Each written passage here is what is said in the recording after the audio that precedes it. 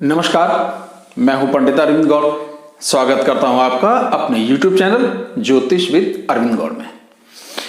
आज की चर्चा का विषय है शनि का अस्त होना। शनि 7 जनवरी को 2021 7 जनवरी यानी कि आज शाम 5:40 पर अस्त हो जाएंगे और 9 फरवरी 21 तक अस्त रहेंगे, यानी 9 फरवरी 21 को उदय होंगे, यहां तक वो अस्त होंगे। तो इसका क्या प्रभाव पड़ता है, क्या असर आएगा, क्या सब पर एक जैसा आएगा, इसी विषय में ये चर्चा है।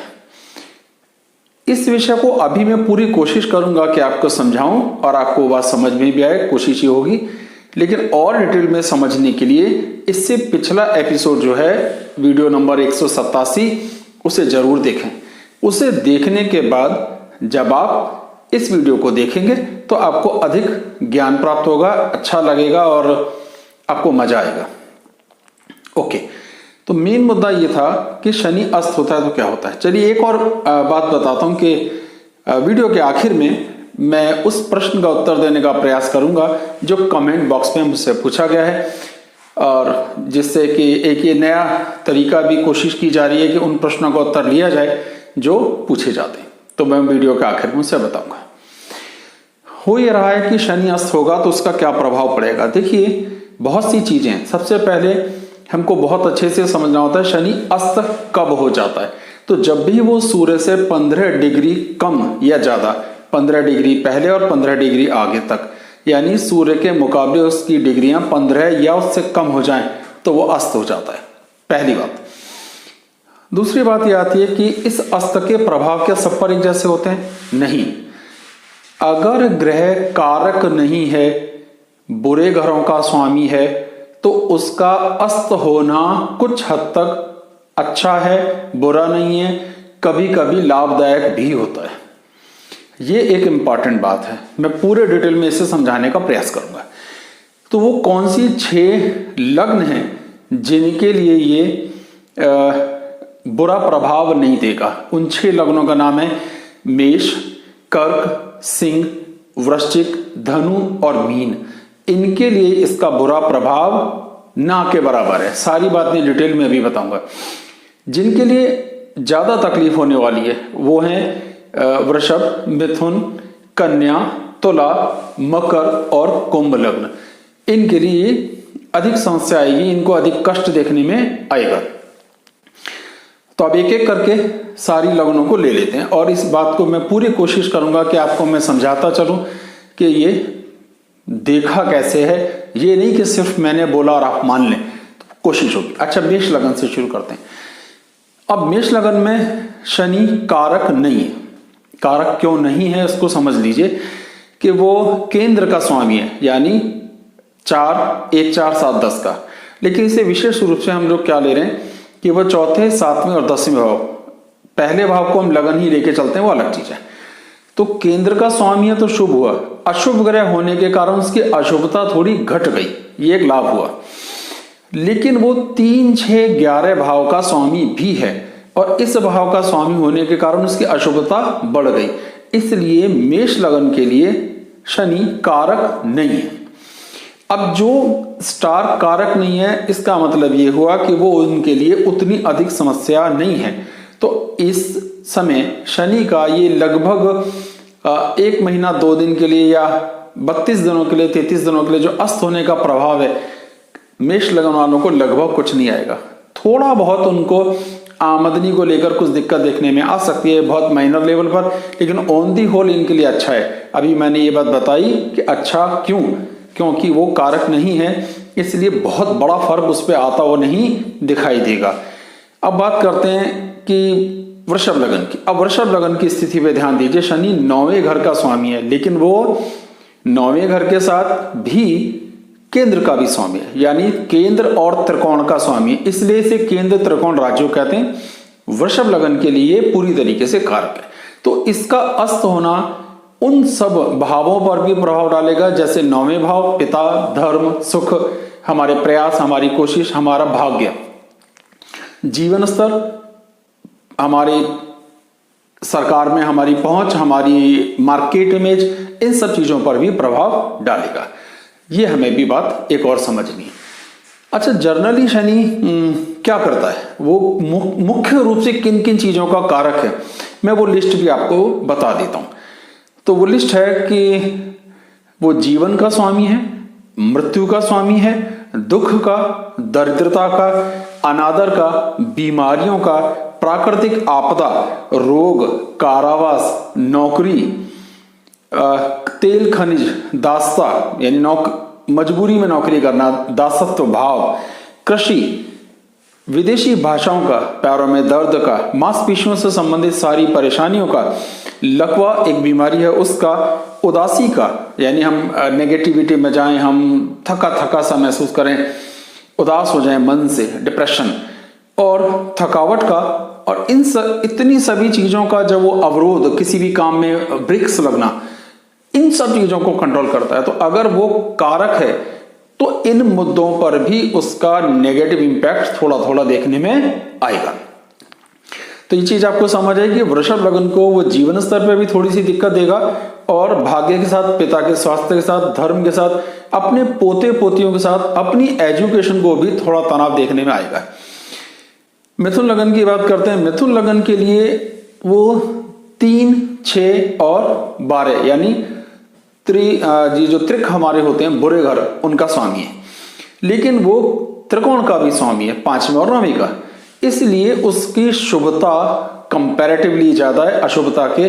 तो मिथुन लगन के लिए उसे कारक समझा जाता है। अब इसके अस्त होने का नुकसान ये होगा कि आपकी जमा पूंजी, आपकी यात्राएं, आपकी सेहत, आपका भाग्य, पिता के साथ तालमेल की स्थितियां, कुटुंब के साथ तालमेल की स्थितियों में थोड़ा सा तनाव देखने में आएगा। हर वो चीज जो शनि कंट्रोल करता है, अगर वो अस्त होगा तो जिन भावों का वो स्वामी है, उन भावों के संबंध में भी अपना बुरा प्रभाव देता है। यही उसका एक बेसिक तरीका है।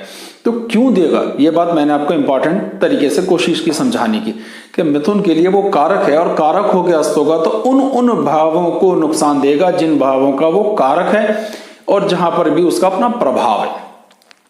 अब कर्क लगन की बात करते हैं। तो कर्क लगन के लिए ये केंद्र का भी स्वामी है, लेकिन 8वें घर का भी, 6, 8, 12 का भी स्वामी हुआ, त्रिक भाव, और केंद्र 4, 7, 10 का भी स्वामी।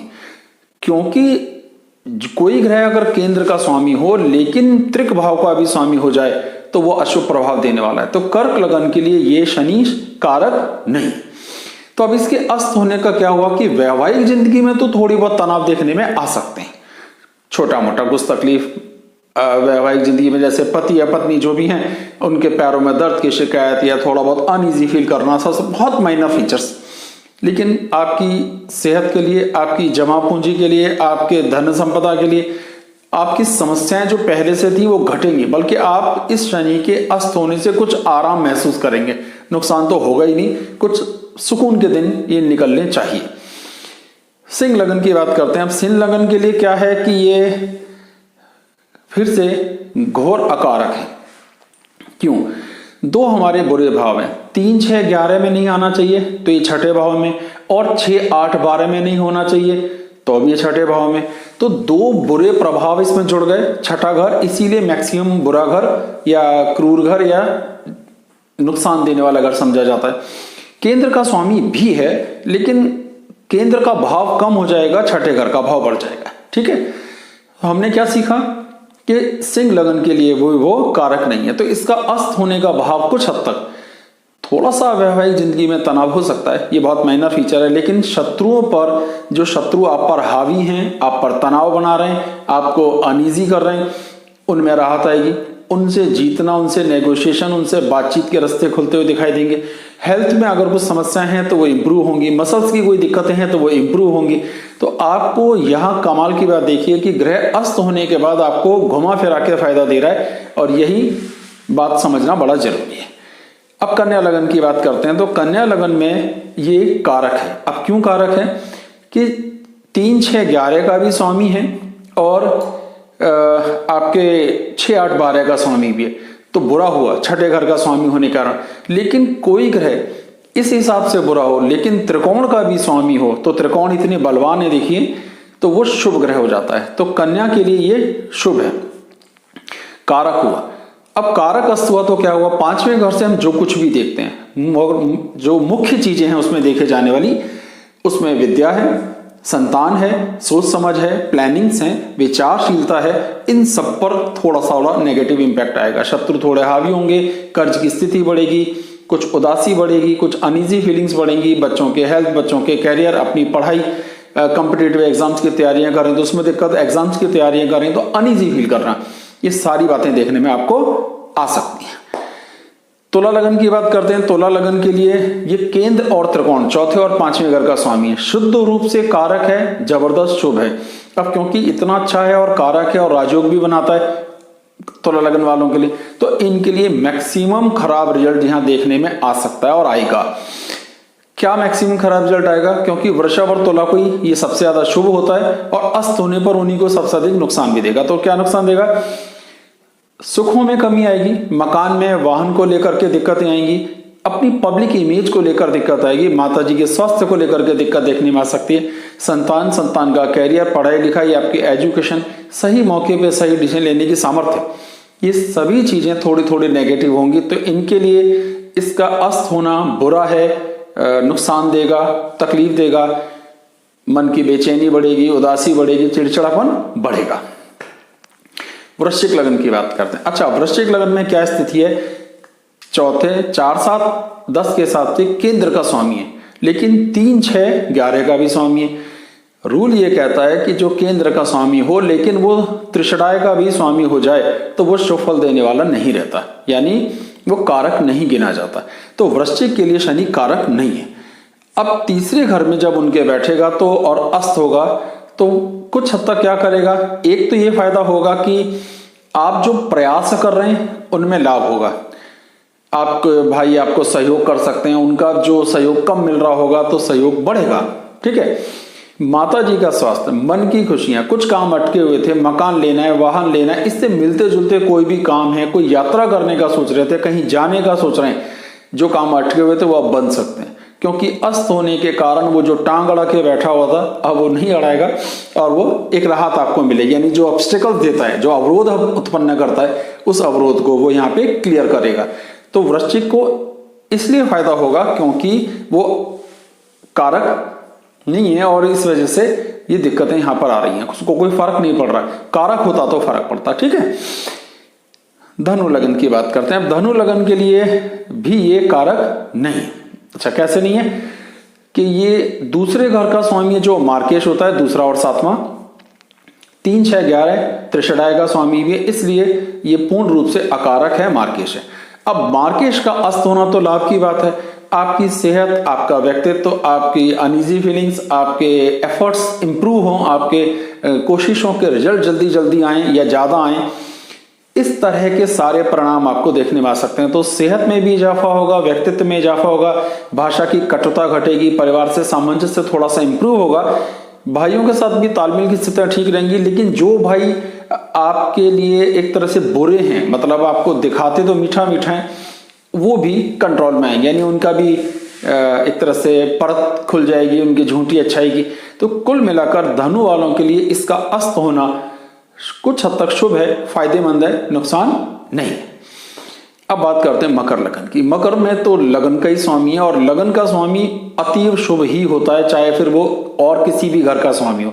जैसे ये लगन का स्वामी भी है पर तीसरे, छठे, 12वें के हिसाब से 12वें का स्वामी भी है, तो भी इसे शुभ ही काउंट किया जाएगा। अब इसकी इतनी शुभता के कारण और लग्नेश ही अस्त हो गया, खर्चे भी बढ़ेंगे, भागदौड़ भी बढ़ेगी, कानूनी दिक्कतें भी बढ़ेंगी, इसमें कारावास योग भी काउंट किया जाता है। तो किसी भी तरह का बंधन आप समझ लीजिए, तो सेहत को भी दिक्कत आएगी, व्यक्तित्व को दिक्कत आएगी, वैवाहिक जीवन को भी दिक्कत आएगी, खर्चे बहुत बढ़ेंगे, भागदौड़ बढ़ेगी, कुछ कानूनी खींचतान भी बढ़ेगी।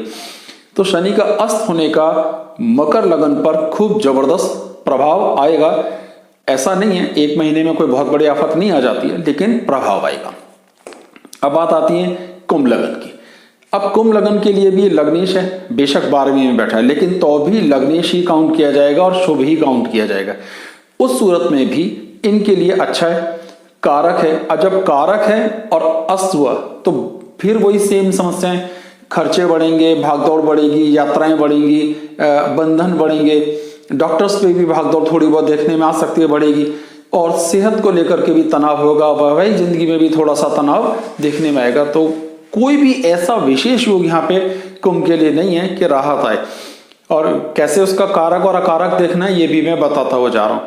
इस विषय को अगर आप डिटेल में समझना चाहें तो मैं पहले एक वीडियो इस संबंध में बना चुका हूँ, आप उसे जाकर देखेंगे तो आपको मिल जाएगा, या मैं डिस्क्रिप्शन में अस्त ग्रह का जो मैंने इससे पिछला वीडियो बनाया और कारक का दोनों का लिंक दे दूंगा, जिससे आपके लिए समझना और देखना आसान हो जाए। आप डिस्क्रिप्शन में जाके लिंक को क्लिक करेंगे तो वीडियो आपके सामने अपने आप आ जाएगा।